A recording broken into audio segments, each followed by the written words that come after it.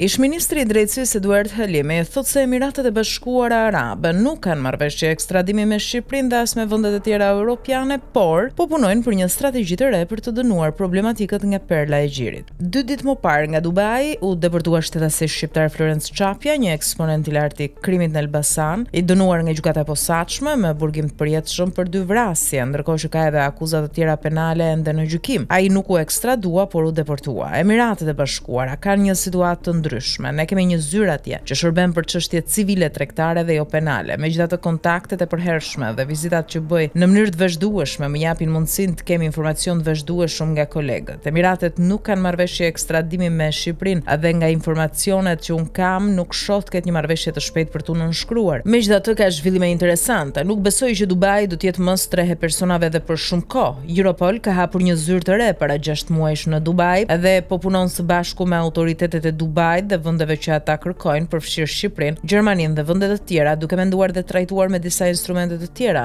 Pra, marrëdhënia e organeve ligjzbatuese shqiptare, gjermane, italiane, belge, spanjolle me Emiratet e Bashkuara ndoshta nuk do të kalojë përmes marrëveshjeve të ekstradimit, por do të kalojë përmes disa instrumenteve të ndryshme nga marrëveshja e ekstradimit, për të cilën në dijenin time autoritetet e Emirateve po punojnë dhe do të ketë zhvillime. Marrjet personave tërheqje përmes instrumenteve ligjor, shpreh ndër të tjera Eduard Halimi.